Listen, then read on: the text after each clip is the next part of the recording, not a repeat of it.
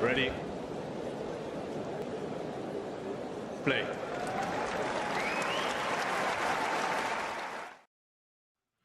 Good afternoon, good evening, good morning. Back-to-back shows we have here on Talking Tennis, where it's all coming thick and fast. Calvin has just come off the practice court. How was that, Calvin, and who were you hitting with? Yeah, it was okay. It's getting a bit cold now in the north of England on the indoor tennis courts because we don't seem to have any central heating or any form of heating on indoor tennis courts in the north of England. Yeah, I was on with Luke Johnson, who's one of two doubles players who I coach, along with Henry Patton. Cool. We're here largely to talk about the LTA, Calvin. We will go off at various tangents, no doubt. In fact, we were going off at a few tangents before we even went live in terms of how football fans are celebrating by throwing beer. We don't quite see that in the tennis community, at least not yet. Although I was at Wimbledon a couple of years ago during a Kyrgios match, and a champagne cork landed on the turf, if you like, the hallowed turf at Wimbledon. And that was about as boisterous as it gets there. First of all, Calvin, I don't know if you've got any thoughts on British tennis culture compared to, say, how tennis is viewed and played anywhere else, because I've certainly got a US British comparison to make. I think every place just has a different culture to it, and I think what we tend to compare Britain often with France and Germany, and sort of compare ourselves negatively towards them. But they have a tennis culture and we don't. You know, the people in France and Germany, especially in France, it's kind of a thing to do where on a Sunday afternoon, or even in Germany as well, a Sunday afternoon, the whole family will go down to the local tennis club and watch the tennis match. They have a Bundesliga match or a French league match, and they'll make a day of it. That is what they do on a Sunday, or whatever day it is in their local match, but usually a Sunday. Whereas we don't have that. And to be honest, I find it impossible to believe that we ever could. It's just not something that you do, certainly not in the next 2 decades. So trying to recreate what France does or what Germany does is impossible. We do have certain things that they don't have. We have a governing body that is absolutely loaded. We have a national tennis centre that is state of the art, and they don't have those types of things. But I think it, like you say, use the right word in culture. We don't in Britain. We don't have a tennis culture. It's not something we do. We have, for example, we have a cricket culture that is similar to a tennis one. There's a lot of cricket clubs around the country where people from the village or the town where the local cricket club is playing, they will spend their Saturday afternoons going down, having a few drinks, watching the cricket match. That doesn't happen in tennis. People don't go and watch tennis matches. You mentioned the governing body. I'm going to post in the live chat right now who is the governing body, but of course, that is largely what today's chat is going to be about. But although, Calvin, what you were suggesting before as well when we were chatting privately the other day is, I think a lot of people know the name of the organization, the LTA, Lawn Tennis Association, but even that in itself can be a bit deceptive in terms of it covers all sorts of things. But what exactly is it? Because you think there's a few misconceptions, right? Yeah, there certainly is a few misconceptions. The biggest one, like you've alluded to there, is that when people refer to the LTA, and they'll say things to me like, "Do you think the LTA will do anything about this? Can you get any help from the LTA?" And who do people mean when they refer to the LTA? Is it the performance department? Is it the national coaches? Is it the regional areas of the LTA? Is it the participation department? Is it the board? Because those things are entirely different and often don't have any connection with each other. And another thing I always find strange, and I've seen this come across a lot more recently, and specifically the other day, when somebody was rightly pointing out how successful it's been for British players to go to American unis. And they often refer to the American university route or the LTA route. And I have no idea what the LTA route is. That doesn't exist at all. The LTA don't, for example, and I speak with this, the LTA performance department don't have a route in which they take players, which I think some people think they do, where they take players and coach them and develop them under their wing. That isn't something that the LTA do, and they don't claim to do that. So I don't understand why it's referred to as you either go down the American uni route route once you get to 18, or in inverted commas, the LTA route. Do you think we should have a more obvious route? Like I was just talking to Sarah Borwell, ex-doubles player, and she's now working in the US, and we talked a bit about the college route, which, by the way, is still a fairly foreign concept, I think, to most people in the UK. I think what people are looking for, perhaps, Calvin, is maybe they're looking for not a cheat, but how do I get into the sport? How do I become a professional? How do I become a coach? Is that what they're looking for? Or am I misinterpreting again? I mean, most players now, again, this is, I think, is a bit of a misconception. It's this idea that players have to be convinced to go to American uni. Now, that might have been the case 10, 15 years ago, but most players now, once they get to, even at the very high level, will, once they get to 18, when you would go to American uni, 17, 18, they go to an American uni for various reasons. And there's only a couple who haven't. Jack Draper hasn't, obviously, but I think that's proven to be the right decision. And that is, Jack is the only player, speaking of the LTA in inverted commas, Jack is currently the only player who is coached by an LTA national coach. And he's doing all right, I'd say. But of course, I guess he's already doing very well. It's not like, there was a relationship between the LTA and his parents when Jack was a kid at primary school. I guess there's a path for Jack that his talent has got him to a certain position, and then he's not stumbled across, but I guess then he's come across the coach. Is that how that worked with Jack, or was he plucked from somewhere at age 7? No, Jack's been trained from a young age to be a champion, which I think he'll be. But he wasn't involved at all with I'd say he wasn't involved at all with the LTA up until a year, 18 months ago, when he split with his coach at the time, Ryan Jones, and they ended their relationship, and he basically was without a coach. So James Trotman, who's an LTA national coach, was helping him out for a few weeks, and it just worked exceptionally well. So they've stuck with it. But up until that point, Jack had never had any involvement, other than what the LTA will do is they provide some financial support for players. They have PSP and that kind of thing, but they don't take charge of the coaching or the program or anything like that. They just provide, for a certain amount of players, the elite level players, they provide a handsome amount of money, and Jack had that. But that's one of the things that we can do, what I'm using as an example, that the British governing body can do that maybe the French or the German governing bodies can't do. You mentioned, the coaching side of things and the LTA being kind of obviously separate things, and people getting confused about that, thinking that they are sort of one organization or one thing that works together as a relationship. What about you, though? You're a coach. Have you had any dealings with the LTA? Should you have any dealings? Am I getting sucked in on the misconception here by thinking that maybe you should, or what's your relationship, if at all, with the LTA? I've never been employed with the LTA. I've never received any money at all from the LTA during my entire career, whether that be local or the main governing body of the LTA. What I have players who have been involved in national camps, that kind of thing. I think about 7 players who've gone to national camps. I currently coach the number 5 doubles player in Britain and the number 10, I think.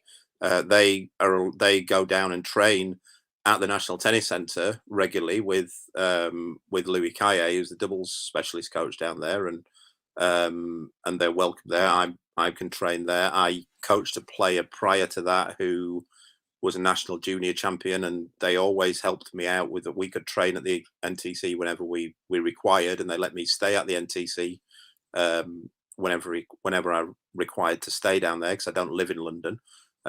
So in terms of that, and then there was never any, in inverted commas, interference. It was basically, you can use the facilities if they're available and if you need them, and that's the extent really of my relationship. And the only other thing I would say is occasionally players will ask the national coaches if they're looking for a coach. They will say, I'm needing a coach. Do you have any thoughts? And I have had players come to me who've said that the LTA have advised them to contact me to be their coach. So that's as far as it's gone, really. But I don't have any sort of relationship with, in inverted commas, the LTA. But I will say the performance department.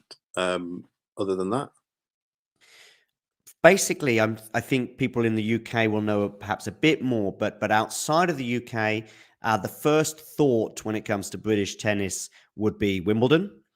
So if you're just an average dude on a court somewhere in the US, in Latin America, or wherever you happen to be, and British tennis is mentioned, the first thing you think about is Wimbledon. Perhaps you might think about one or two players, particularly, of course, Andy Murray. Um, but then perhaps somebody as well knows a little bit about these different associations and these different governing bodies. They may also be aware of the LTA. What's the relationship between Wimbledon and the LTA, for example? Is there any relationship there? Yeah, the relationship in the LTA and always have. Basically, Wimbledon is the All England club. That's what Wimbledon is. We refer to it as Wimbledon, but it's the All England club. Mm-hmm. And the tournament is called the Championships. But the tournament is when you have a major tournament, a Grand Slam, it's the governing body's tournament. So it's the USTA's tournament, for example, or the Wimbledon, therefore, is the LTA's tournament. But they run it at whereas Roland Garros is owned by the French Tennis Association, and whereas Flushing Meadows and Melbourne Park are owned by their governing bodies, Wimbledon isn't owned by the LTA. It's its own entity. They just run it at the club. And because of that, they split the profits 50-50, I think, or thereabouts. And that's the only real relationship they have. But in theory, if the LTA chose, they could take the tournament away from Wimbledon and set it up wherever they chose to put it. But they would never do that, I wouldn't think. No, I mean, this is just not the setting right now. But actually, these things, Calvin, they aren't as fixed as we think they are. I mean, I know there's a contract, I think, in Australia currently to have the Australian Open, but that's a contract I'm referring to, by the way, that they have with, I'm guessing that would be with the ATP, to hold the slam there, I guess, every year, of course. But I think that runs out at 2027. I mean, a lot of these things are also in our heads and in our imaginations. If, for example, somebody with all the money in the world turned up tomorrow and said, I'm going to have a fifth Grand Slam. I want to have a fifth Grand Slam. In fact, I might want to have something even better than a Grand Slam. And they had all the money in the world, i.e., one or two of these Americans that we're all familiar with. And they said, this is where it's going to be. I'm going to get the top 32 players here every year. And finally, very quickly, with that amount of money on offer, it could. Am I getting carried away? What I'm trying to think of is, one day I'm going off at a tangent here, Calvin. Bear with me. One day we all woke up and basically said the Soviet Union doesn't exist anymore. And guess what? It didn't exist anymore because the people just decided it didn't exist. The US, as a political being, actor, exists mostly in our minds, and therefore it's a thing. Now, the European Union, the UN, NATO, whatever it happens to be, and I'm going off a huge sphere, but bringing it back to tennis, all of these things, why do we value Wimbledon, Australian Open, US Open, and French Open? I'm normally quite good on the slams, Calvin. Why do we value them so highly? Well, we value them so highly because there's 2,000 points on offer. There's X amount of money on offer, and they attract all the best players in the world. If we suddenly made that different, the whole tennis world would be turned upside down, and traditionalists will be up in arms. But could it happen, or am I living in cloud cuckoo land? I mean, in theory, it could happen. I think what they are, why they're so big, is just history. They just have history behind them, and I think that you can't recreate that. It takes time and years, and many have tried. We've lost tournaments up until about 15 years ago. We had the Grand Slam Cup. I don't know whether you remember that one, which was basically, it used to be where we now have the end of year finals. We always had the end of year finals, but there was also separate. It was a knockout tournament for the 16 players who'd done best at all 4 Grand Slams during the year, and that was quite a big thing. It was really big in the 90s, and I think it was the main thing about it was the only tournament that had £1 million for the winner, or $1 million, one or the other. So it was actually the highest paying tournament in the calendar, but that faded away because it just didn't have the history, and we stuck with the end of year finals, and we stuck with the 4 majors. I think the one thing that going sort of from this conversation back to the LTA in inverted commas, a lot of people often go, "Oh, the LTA would be done for if Wimbledon decided they're not giving them that 50% of the money." I think it's like 48 million pounds or whatever it is a year. So the LTA would be done for if, because they do rely heavily on that. And people often say, "Oh, if they didn't have that, if Wimbledon decide they're not giving them anymore, they're done for." That's not how it works. Wimbledon decide they're not doing that anymore. The LTA will go, "You're not having the tournament anymore then." Because they can decide where the tournament is, and it would Okay. just be the British Open, and it would no longer be a major. But having said all that, Wimbledon has kind of created a bit of a rod for its own back now, especially for this year and last year, by not having ranking points. So they've got this situation now where they didn't have ranking points, and I don't really see how they can roll back on that now, because the likelihood is that come July next year, there's still the issues going on with Russia in the Ukraine. The wars, I think Wimbledon were quite naive there. I think they thought that the war would blow over, but these wars of these types don't tend to blow over in the space of 12 months. They go on for 5, 6, 7 years. So what do they do now? Because now they have a decision. You could probably get away with it last year, but this year they can't really. Nothing will have changed by this time in July. So they can either stick as it is and not give ranking points again, but how long are they going to do that? Or they can go, okay, we're going to bring the ranking points back. And then people will be asking, well, what's changed since last year? And that's a problem that they've created. And I don't know how long they can keep doing that. That could be a problem. Also, Calvin, by the way, a sad truth is that historically invasions have been occurring pretty much since the day we decided to walk across. Well, we didn't even have borders, but and they will continue in the future. Do we ban American players? Do we ban British players? I mean, we could go on with this? And listen, I don't agree with everything that the guy says. But Riley Opelka made that exact point. I was very fortunate enough to attend his press conference at Wimbledon, or one of his press conferences at Wimbledon this year.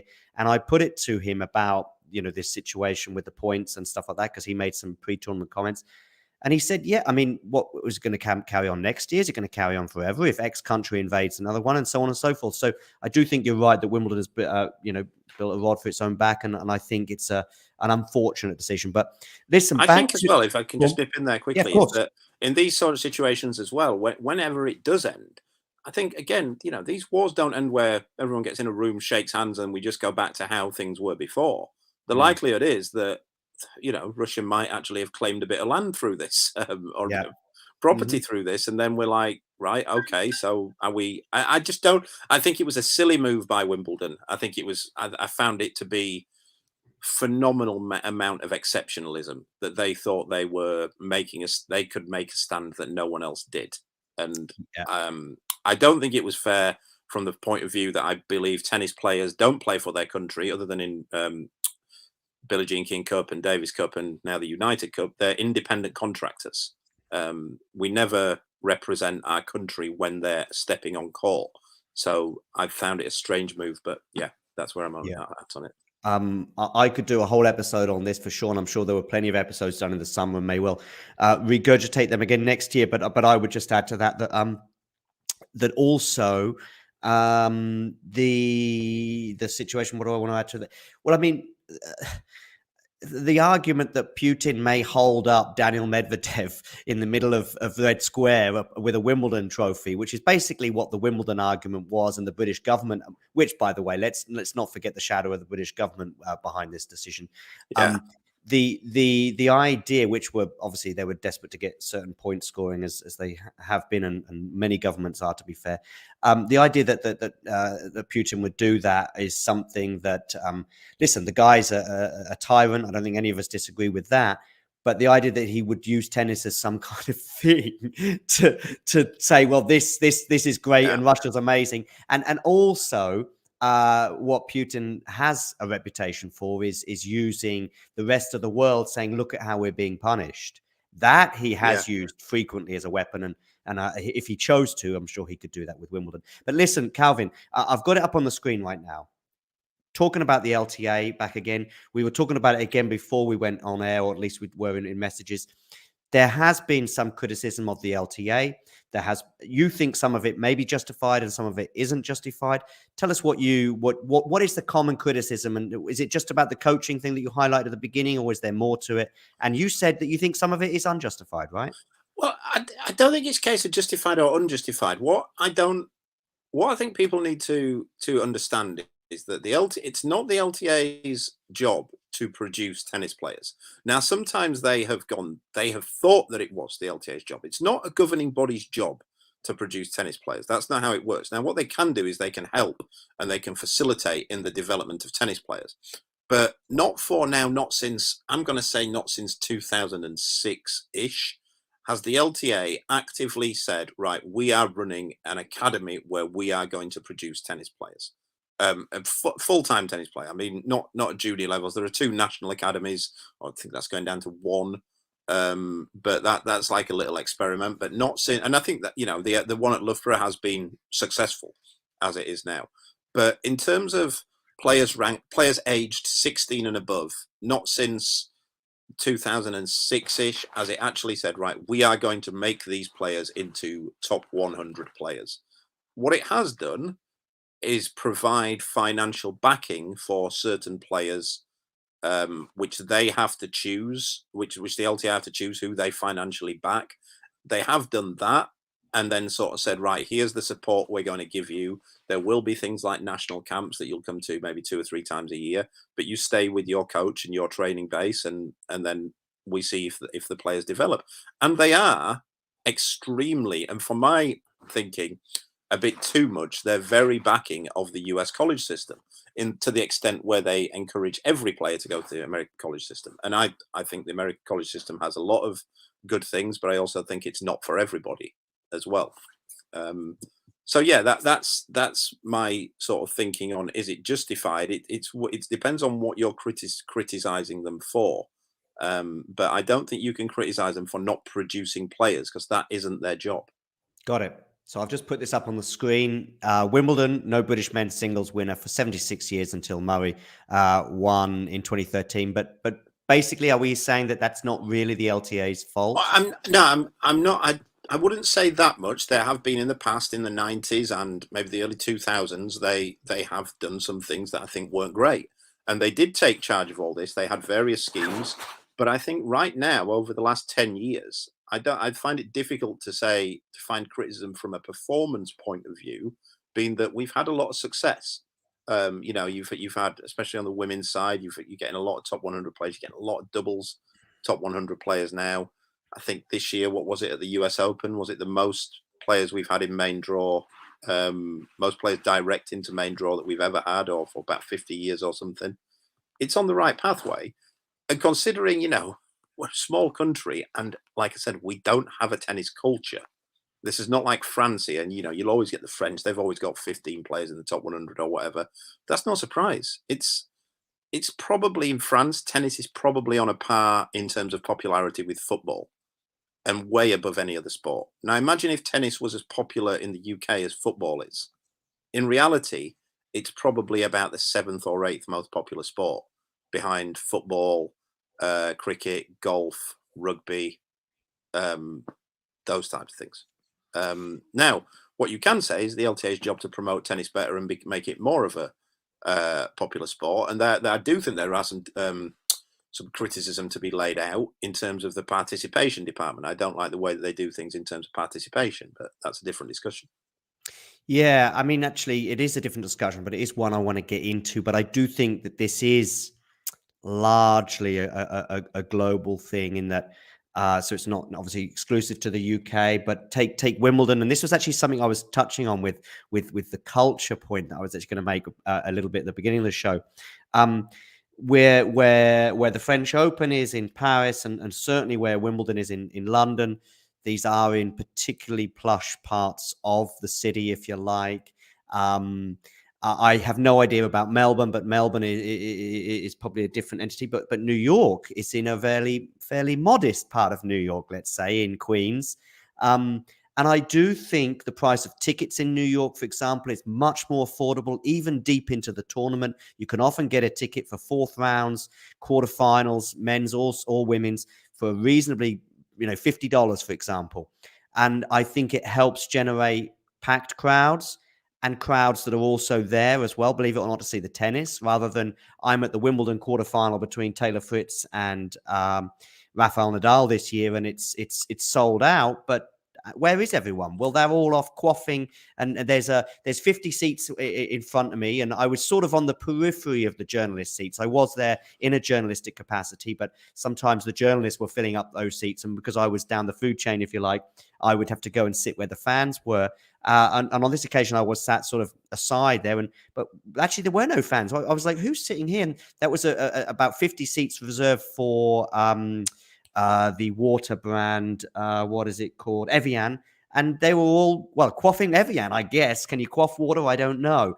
And this does seem to be a bigger problem at Wimbledon, I would say, than probably Roland Garros, but definitely New York. And I am going off a tangent here away from the LTA, but that's the nature of today's show, as we already discussed, Calvin. And I would like to see, both in terms of watching, but also in terms of playing, to make it more affordable, to make it more available, to make it more inclusive. And have you got any thoughts on this, Calvin? Yeah, I do. I mean, I don't particularly like Wimbledon as a tournament, if I'm honest. I think it's basically a corporate event with a bit of Yeah. sport going on in the background. Yeah. And I've thought that way for about 10 years. And that is the feeling you get when you're in there. For the players, it's great if you're in the play. I don't think the players would get that impression because they're separated and they love it. The players are exceptionally well treated at Wimbledon. They're well looked after and they love that experience. But if you're amongst it as a fan, if you're walking around, you look at it, it's generally about 60-70% of the people there are on corporate days out. And the rest of the people are, let's be honest, it's not very diverse and it's No. quite snobby. Yeah. And I will say this, though, I also don't think that Wimbledon represents British tennis at all.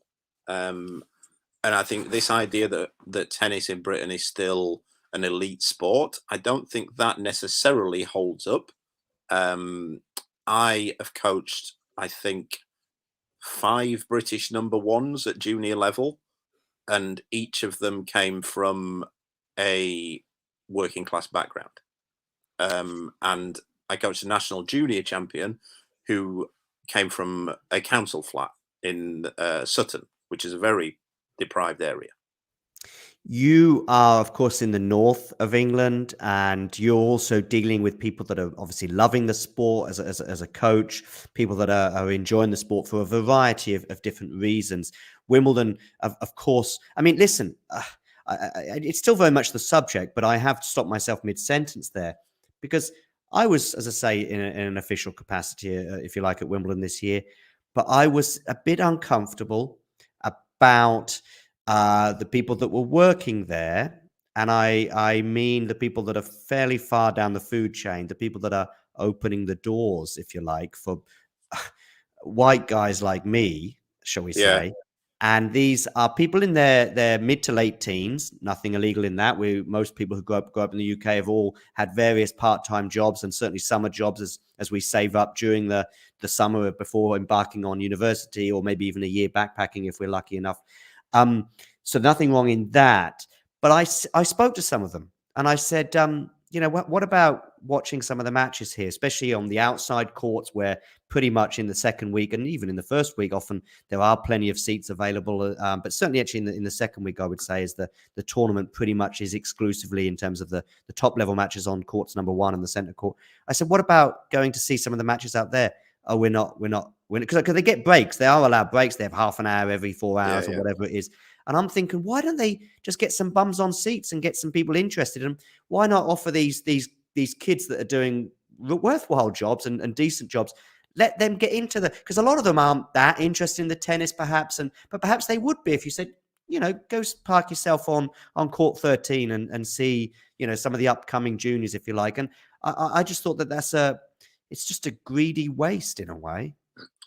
Yeah, it's bizarre, and I know exactly what you're talking about, and I don't think it's by accident either.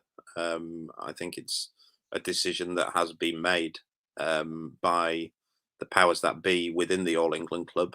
But yeah, but like I say, I do think that they they exist outside of even tennis in London or even tennis in South London. I know that there's a lot of schemes going on. There's a lot of tennis going on for kids in deprived areas in South London at the minute, Okay. and I know people who do it, and they're doing an excellent job. They've probably still got a bit to go until we're doing that in other parts of the country, but yeah, they're on the right way. But I think that's one of the reasons why I don't like Wimbledon, particularly as a tournament, because again, I don't think it represents tennis in this country. Whereas when you look at the French Open, the Australian Open, and the US Open, I think those tournaments do represent what tennis means in that country.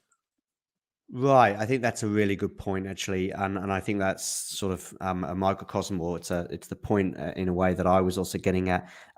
You're right. When I'm at Wimbledon, I tend to feel a bit more uncomfortable. I'm very lucky. I've been to all four slams at one point or another. Um, in New York, one of the things that really struck me the first time I went there, which I think was 2015, could be 2016 actually, and just have a look around me and speak to some of the people that were sat next to me, and there was a family of four or family of six, something like that, that were just getting ready for the night session as it was in New York. And they were like, we come here every year. And they told me how much they pay, and it's a very reasonable amount. You can get tickets fairly easily. The Wimbledon website, we're all refreshing and doing all this stuff and trying to get tickets, and we can't get them. We've got the queue, by the way, and I know people are mixed views on the queue. Personally, I'm quite happy with the queue, and I quite like that tradition, if you like, and I don't have a problem with it. And generally the queue, of course, is generally for the outside courts. If you're very lucky, you might get one on centre or something like that. But I don't. Do you have any thoughts on the queue, by the way? The queue I always find I think it's a weird one. I think the queue is for generally people who want to be in the queue. People are always shocked when I tell them, when they say to me, "Oh, is there any chance you get me some Wimbledon tickets for like just a ground pass for the second Monday?" And I'm always like, "Well, just go, and if you go up there after about the first Thursday, there is no queue. Like you can just walk in there after about 5 minutes of queuing. Like that's all there is." So I think it's always a bit. It's people, and I don't have any issue with it. People like you say. It's something that people do as a tradition. The queue is for people who like to queue. But I mean, to give people some idea of how outdated Wimbledon is, like it's only up until about, I think it's maybe about 3 or 4 years ago. If you wanted a Wimbledon ticket, you still had to send in a stamped addressed envelope for them to send you the ticket. You had to do it. There was no internet way of doing it. You had to apply by post and send them a stamped addressed envelope for their tickets. And that was, like I say, that must have been still going on around about 2016, I think. Yeah. And, in this day and age, that blows my mind that they were still doing that. Some of the other things as well being a bit outdated there, or maybe whatever. Anyway, I remember the ticket process. I think it was about 18 months ago, so I guess it was for 2021's Wimbledon. They didn't really let you know; it wasn't clear, but you had to sign up for the newsletter, I think, to enable you a chance to get the tickets. And as I was going through the process, it was like, but it's too late now to sign up for the newsletter. And it's like, I wish I'd known that, and then I could have, I would have done that in the first place. I also think that the last couple of years, I don't know if they're trying to do something in terms of the tickets, but like I say, it's still sparsely, the tickets are all sold out, if you like, but the people that really want to get a ticket and watch the match can't get a ticket, and yet you're watching there on TV and 2/3 of the seats are empty. But and I do think it's a bit of a short-termism with that as well, because I think, like I said to you as well before, with the kids working there and stuff, I think that they may well get into tennis, if you like, if you allowed them the opportunity to go and watch certain players. Let's say they were out on court 13 watching a junior play, and then 5 years later that junior was in the Wimbledon final, and that would, reignite perhaps memories and yearning to go and watch the sport. And like I say, I think that you might be right. That's probably more of a Wimbledon issue than anything else. And the people that go there, as you're wandering around the grounds, you're thinking these people really aren't that concerned with the sport. And I think that can be okay. I understand in terms of the money and so on and so forth.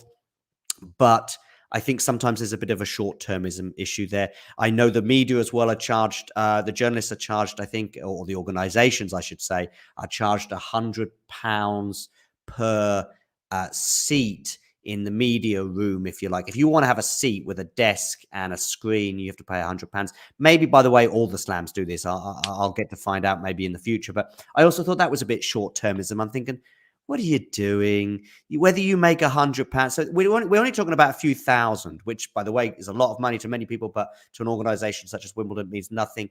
You know, there is a role that these journalists are providing for you. I know it's great for them because we all love our jobs. If we are involved in tennis, we love the sport. We love talking about it. We love writing about it. We love playing it and perhaps coaching it as well in your situation, Calvin.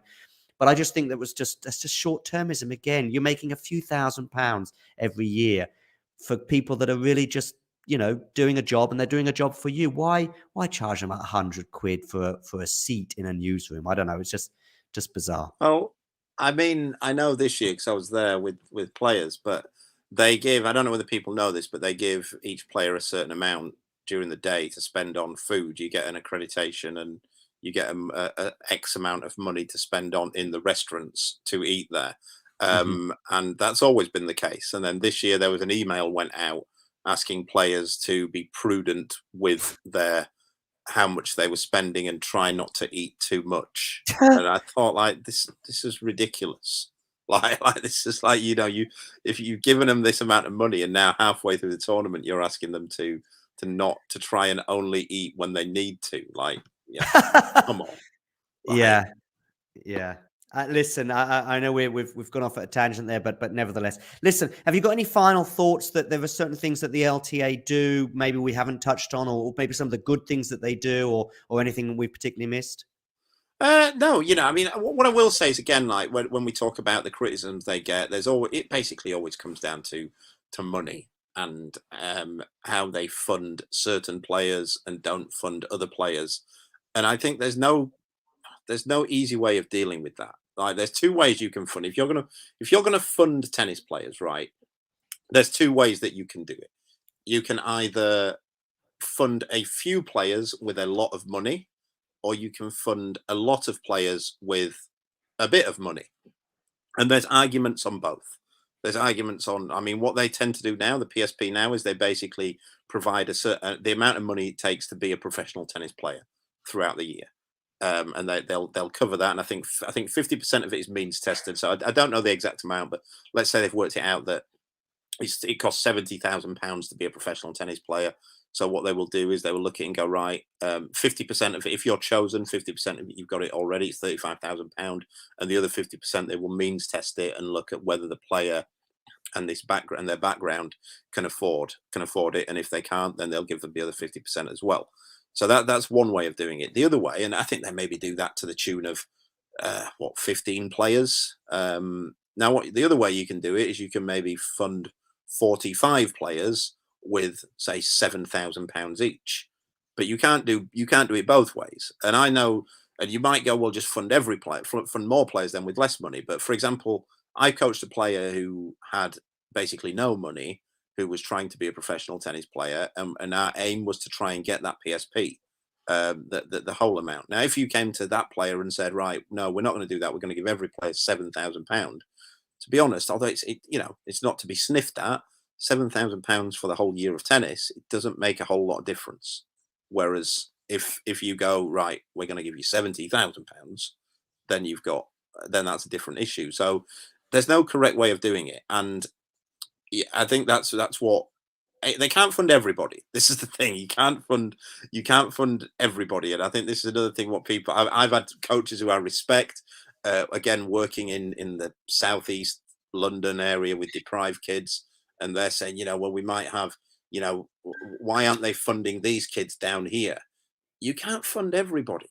You can't. There has to be a point where you look at it and you might, it's always going to be subjective when you do that. So at some point you've got to go, right, this is what we're going to do, but you can't just fund every player who wants to be a tennis player. That's just unfeasible. The democratic, diplomatic person in me answering your question about should they finance, let's say, 20, 30, 40 players, if you like, to a decent level, or let's go big on 2 or 3. Of course, the democratic person in me says, well, I think maybe we should just have a Wimbledon winner every half a century, and but we're having players that are getting to the second and third round on a frequent basis. We're having a fun moment with it. We have, I mean, when I was a kid growing up, it was Jeremy Bates, and that was the guy that we were watching and hoping to get far. And we knew that as soon as he played someone half decent in the third or fourth round, that's where the journey would end. We then had Tim Henman, of course, that would go a bit further to the semi-finals, but of course, it wasn't until, at least on the men's singles, it wasn't until Andy Murray, knocked the door down, if you like. But yeah, the diplomatic person, the Democratic one, we would rather that. I guess the LTA or the power brokers argument would be that actually there is a long-term way of looking at going big on a couple of players, in that they can then be inspirational to thousands of players and maybe even more. Perhaps that would be an alternative argument, but personally, I would rather see a larger pool and see how it pans out. But I would rather every association, if you like, took that attitude, and then everything would be fair. But we don't live in a fair world, I guess. I think what I would say on that is that I agree with the principle of what you're saying, but what I'm also saying is that by giving a load of players a bit of money, you still don't necessarily get that, because you're just going to have a load of players who still don't, who none of whom have enough money to get to that level what we're talking about. Okay. And I think that's where the difficulty of it is. It's an expensive sport, it just is, and it's not. To be honest, there are ways of making it cheaper in Britain. Like, I think one thing I saw last week which I thought was sensible, is the cost of tournament entries in the UK now is a disgrace. Like, some of these tournaments are charging like £25 for an entry to kids. Now, I know when I was playing junior tennis, which would have been in the mid-90s, tournaments were like, to enter a tournament, I remember, was £5, and that there's been inflation, but I don't think there's been 500% inflation in that time. And I think it's, that is one of the things that again, where you can criticize, in inverted commas, the LTA. But I think in terms of like what we're doing now with players, we're in a better spot than we've ever been. And it's this idea again, I hear people say, oh, like Andy Murray was world number one, but he didn't go down the LTA route. He had nothing to do with them. That, again, number one on that, there is no LTA route. Let's have that out of the equation. And two, he had a lot of money from the LTA. They provided him with money. They provided him with coaches. They provided him with places to train and that kind of thing. He's had a lot of help from the LTA, as have all the British players who've gone on to the top 100. There's no player who you could say he's had nothing from the LTA. And again, what I don't want to do is, I don't want to feel like I'm defending them, because they do have, there are certainly elements of what they do that I do not agree with, particularly in some of the other departments other than performance, in the participation department, that kind of thing. But I don't know of any player who, to be honest, you would say they were a dead cert, or even like they were not even a dead cert, they were highly likely to be a tennis player, but the LTA wouldn't help them. They've not made any terrible decisions, as far as I know. When you say to enter a tournament, having to pay about £25 now, are you referring that's for juniors, right? Yeah, like I think at all of them, like British tours, this kind of thing. I mean, one of the things that I will criticise the LTA for, although it's got a lot better in the last few years, is the competition structure. We basically didn't have, up until about 5 years ago, we didn't have any competition structure in the UK. It was a total mess, like what they were doing, and that was basically down to the rating system that we had. So you basically had, if you had an under 12s players were playing in under 16s events, and this still goes on now, by the way. So you'll see something like, I'll see a social media post going, oh, 14-year-old so and so is a huge achievement because she's just won the Women's Open, and you think, yeah, but everyone else who was in it was also 14. Like, there were no women in it. And then you'll see, like, 10-year-old so and so has won the 14s and under Open, and you'll go, yeah, but that's because everyone else who was in it was 10, because all the 14-year-olds are playing in the women's tournament, and and that's a problem that we've got. So you still don't really have any concept of what the age groups are. If you look at the British tours now, which is, I guess, the lowest tier of top level tournaments in the UK, they're getting better, but there's still a problem, because you look at it and it's mainly juniors that are in them. And it shouldn't be that. It shouldn't be the 18 and under tournaments. That should be for the male players, or the not the male players, the adult players, and then the juniors, if they want to come up and play them and try and beat them, fair enough. But it shouldn't be just a draw full of junior players. Um, can you explain to the audience why people have to pay to enter a tournament? You mentioned that £5 was affordable, £25 is not, but some people maybe, many people watching maybe love tennis, but they don't quite understand why do I have to pay to enter a tournament? Can you explain why? I guess, yeah. I guess it's, there are things that need paying for. A lot of tournaments now are on indoor tennis courts, so the courts need paying for. The referee needs paying for to run it. The balls need paying for. They're your three main costs, I would say. But I do also think that there could be some way of making that cheaper, whether it be subsidized, or I don't know how much money these tournaments make, or that kind of thing. This might be a question you don't know the answer to, Calvin, but is there any transparency on the money in terms of, if they are making, let's say, I don't know, a few hundred or a few £1,000, at least gross from the £25 fees, but then we can see, well, it did cost that X amount on balls and fees and stuff. I suspect there is, yeah. I suspect there is, and I suspect there's nothing untoward going on. But I think it's maybe one of those areas that you could look at where the LTA spends some of its money. Again, on that would come from participation rather than performance, because participation. I'll get into my issues with participation. Is that, and this has been the case for about 15, 20 years now. The LTA thinks participation is purely getting new players to play sport, and running schemes where you can get new players in. So if anybody who hasn't played tennis before, we'll have this thing called, right, we're going to run a scheme, we're going to give a racket and a balls, and you get 6 weeks of tennis coaching. And then there's nothing for those players after that, because the next scheme is we're going to run a new scheme where we're going to give a tennis racket and you're going to get six. And it's like, well, what are you going to do with all those players who just came in last time? Like, so it's just, and it's constant, rather than trying to keep players in the game, it's constantly this idea about getting new players who, let's be honest, often most people probably aren't going to be interested in playing tennis. But for every 50 that you get on a new scheme, 4 of them might be. And so you find a way of keeping those 4, rather than going, right, no, we'll just bin all 50 off and we'll get another 50 in and see if they play. And things like the statistics that they use for participation is, one of them was regularly competing juniors, which meant any of the statistic they had on that was any junior who played 6 matches in a year was a regularly competing junior. Now, number one on that, I'd say I'm not sure that match every 2 months would quantify regularly competing. And secondly, the way that they were bending those numbers was that a mini red match is first to 7 points. So you could play 6 mini red matches in one day, and that would clarify you as a regularly competing junior, even if you didn't play again for the rest of the whole year. And I think it doesn't help anybody when you're just basically cooking the books like that sort of thing.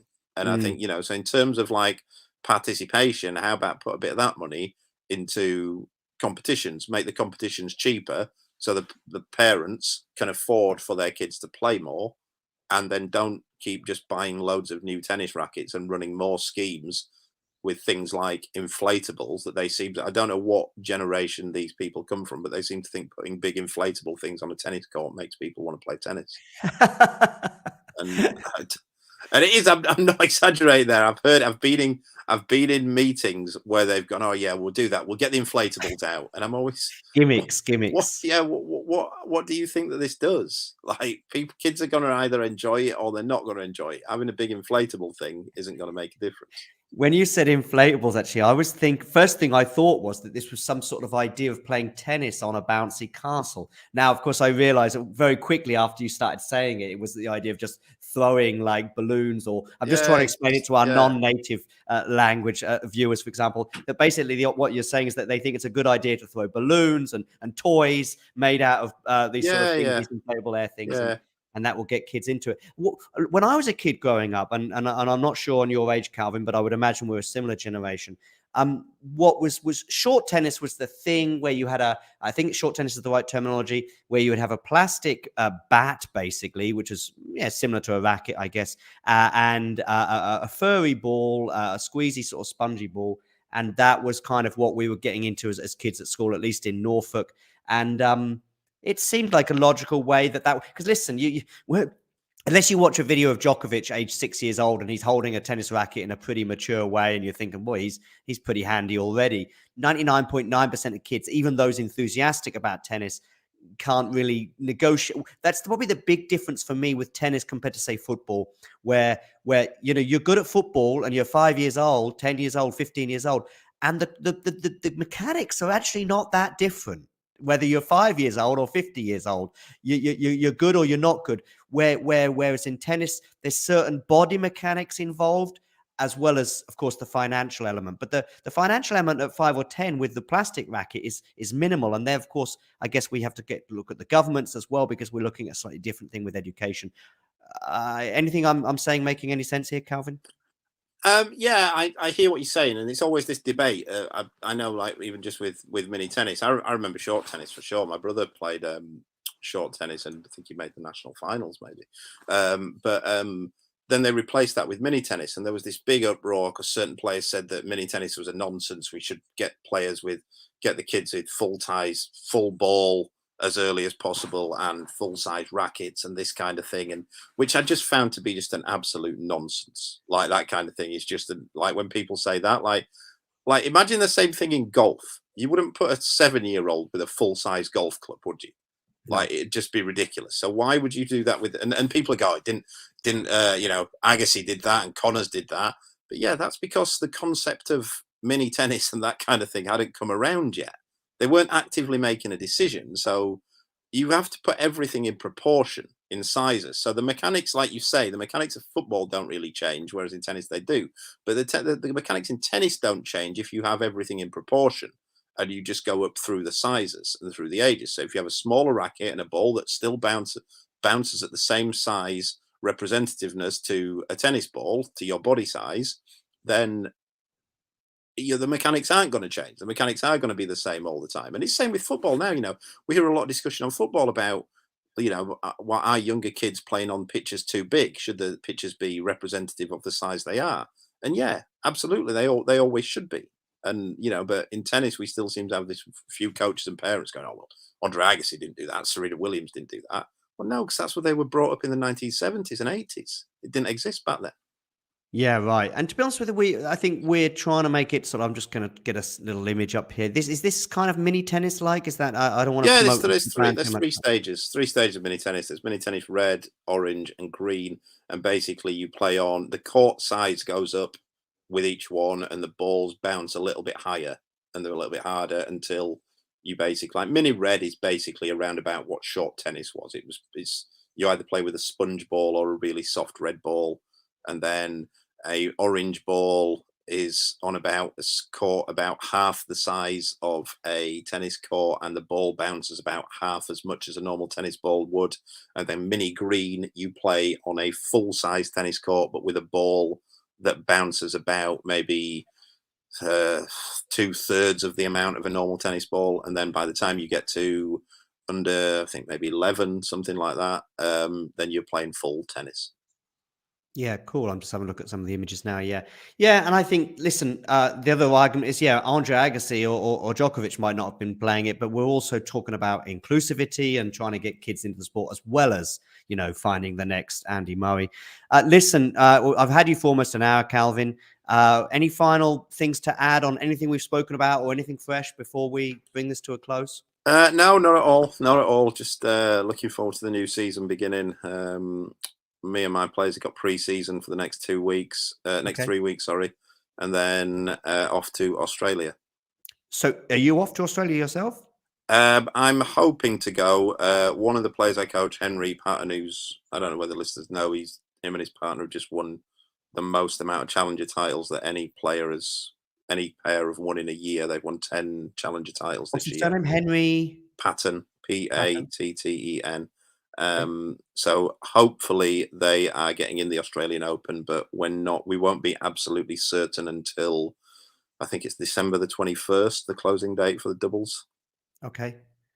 So he's a doubles player, right?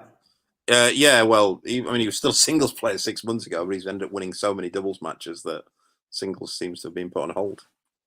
I'm just getting him up on the screen now for our viewers to keep an eye out. So you're hoping that he can get involved in some of the qualifying, for example, in It won't be Australia? qualifying; it'd be main draw. They don't have qualifying for doubles. Ah, okay. There we go. I need to brush up. I did a show on doubles tennis just last week, but I still need some brushing up to do. Okay, so they go main draw. How's that decided?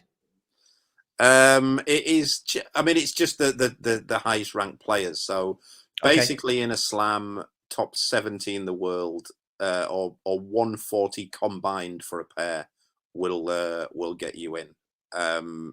Usually, that depends on a few things. So Henry and his partner Julian are both ranked 70. I think Henry's 69 and Julian's 70. So they're inside of that. So that'd be 139 combined. It's just then depends. It's basically going to depend on how many of the singles players decide to play. Cool.